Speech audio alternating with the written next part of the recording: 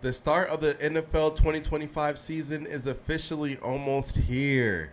We are 12 days away from the recording of this video. We are officially 12 days away from Thursday, September 4th, where the Dallas Cowboys are traveling to Philadelphia to take on the defending Super Bowl champion Philadelphia Eagles. And this one is going to be a thriller. There's a lot of excitement surrounding this game. Before we get into the game, we're going to jump into some history. We're going to preview the game. I'm going to give you my prediction. We're going to talk about some keys to the game. And we're just going to, look at the game from a couple different perspectives here. So taking a look at the history of the game, we have the Philadelphia Eagles. They have won the last two meetings. Are they going to make this three in a row? It's looking very likely. Over the last 10 seasons, Dallas is actually 11-9 versus the Eagles. So they do have the edge in that advantage. But like I said, the Eagles have won the last two meetings, and they're looking to make it three in a row. Some other history: the Cowboys finished the last season at 7-10. Very underwhelming. They underperformed for sure. Dak Prescott injured his knee in about November. He had surgery and he missed the remaining of the season. The Philadelphia Eagles finished the season at 14-3. They were your NFC East division champions. They were your conference champions. And, of course, your Super Bowl champions. And we saw the type of run that they went on in the postseason. It was just pure dominance. I think the closest game that they had in the postseason was probably against the Rams. But even that game, they pulled away late, and they just showed why they were better than everybody else. All right. So let's take a look at some headlines coming into this game. So of course, these are your 2025 defending Super Bowl champions kicking off the NFL season Thursday night in prime time. We have the Eagles. They're returning a lot of players on offense and defense. They have a very great core nucleus of their team, and that is, these players are very young. On the defensive side of the ball, we have, of course, Jalen Carter. We have Quentin Mitchell. We have Cooper DeJean. Those are some of their impact players. On the offensive side of the ball, of course, they are led by Jalen Hurts, the NFL rushing leader, Saquon Barkley, Mr. 2K himself, and then also A.J. Brown, very much a playmaker, very much dynamic, still in the prime of his career. Still can take a slant route to the house. He is a specialty. His specialty is yards after the catch. So the Eagles are returning these players, these great players that make up the nucleus of their team, and they're looking, like I said, to make it three in a row against the Cowboys here. On the Dallas side of things, we have Micah Parsons and his contract holdout. They are nearing the start of the season, and there's still a question mark around Micah Parsons. Will he play, for this game? Will he be signed this season? We are yet to see. I don't think that Micah is going to make this game. It's looking very bleak.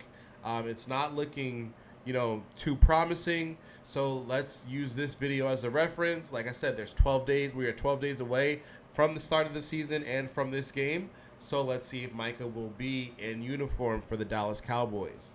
Also for the Dallas Cowboys, we have Dak returning from injury, as I previously mentioned. Let's see how Dak looks this year.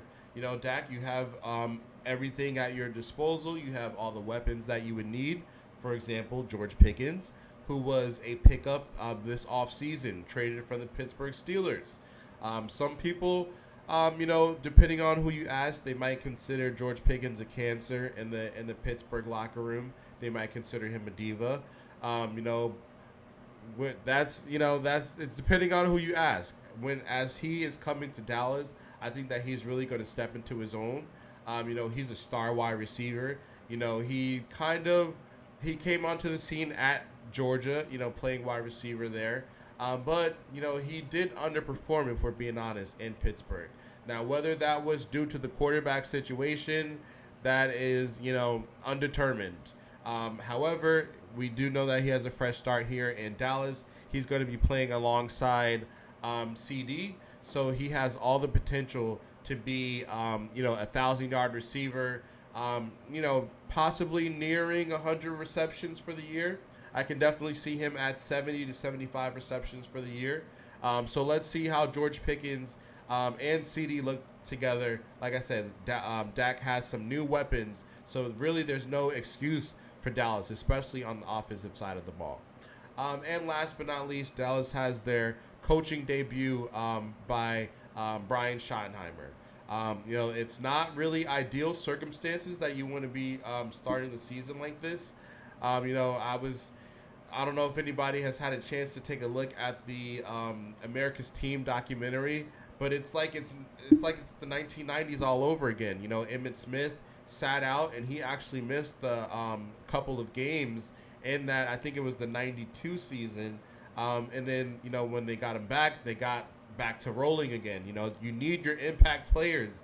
Jerry, we know you're very smart. We know you're a businessman, but sometimes, you just don't know everything. And especially in this case, it looks like you might want to just go ahead and get Mike assigned.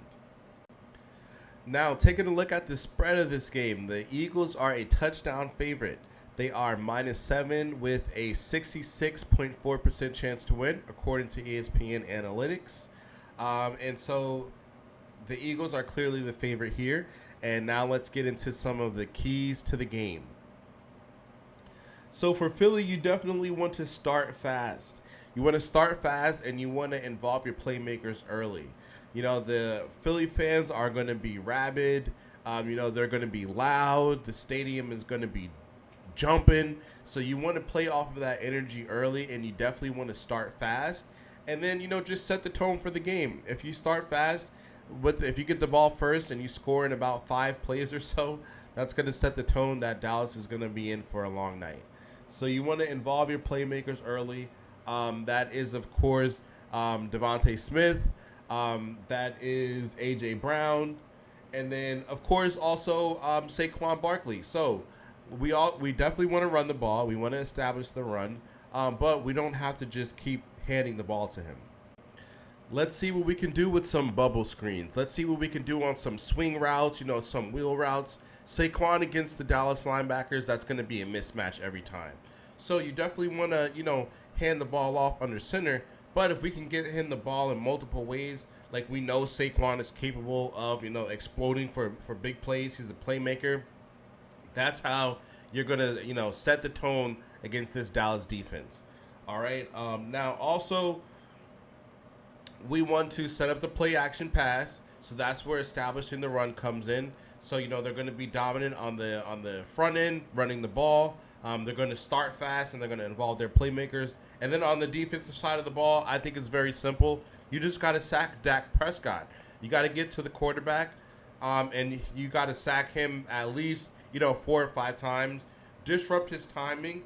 We know that Dak, sometimes he can be an overanalyzer. He can have happy feet. He's not going to take off to run. So he's really just sitting in the pocket. Sometimes, Dak, you take a little bit too long to get the ball out. If that's the case, then the Eagles defense is going to have a field day, rushing the quarterback. Now, for Dallas, you want to, of course, protect the quarterback. So, you want to protect the quarterback. You know that the Eagles, they're probably going to be sending all types of pressures at you, all types of different looks. They know you don't have a run game, so they know that really all you want to do is throw the ball. So they're going to start with you, Dak. You want to protect the ball. You have to protect the ball. If you have, turnovers, fumbles, interceptions, you can just chalk this up to a loss right now. Because if you're taking away the amount of possessions that you need to win, the Eagles are just going to smoke you. They might put up 40. Now, with that being said, that's a recipe for Dallas to really dominate the time of possession and limit the amount of possessions that Philly has. If they're able to do that and hold Philly to maybe under 24 points, I think Dallas has a slight chance to win this game. Now, if Micah doesn't play and it looks like he's not going to play, then I think that, that 66.4% chance that ESPN Analytics gave the Eagles, it might as well be at 80 or 90 because they're not going to have a chance without their best player on the field. So my prediction is that the Eagles are going to win this game. I don't think that it's going to be close. I could see it being something like 31 to 14, 38 to 20. Depending on how many turnovers the Cowboys have. But I think the Eagles, you can pretty much expect them to score at least 30 points. Like I said, I think 34. I mean, excuse me, 31 to 14, 31-17. That's probably going to be your score. They are the touchdown favorite. And I think this game is very significant for the Cowboys. For the Eagles, they're not really too worried about the Cowboys. If they lose this game, it's going to be, they're going to chalk it up to, championship hangover. They just, maybe they partied a little bit too hard on the offseason, but they'll get right back on track, right? But for the Cowboys, if you start without Micah Parsons, and then on top of that, you get embarrassed in this opener on national TV, it's just going to be question marks surrounding you the whole season. It's going to be more Jerry. It's going to be a soap opera, soap opera in Dallas, as it's been for years. That's almost pretty much what Jerry prides himself on, is running a soap opera in the NFL. So I like the Eagles here to win. Let me know in the comment section who do you think is going to win and why. And also let me know your final score.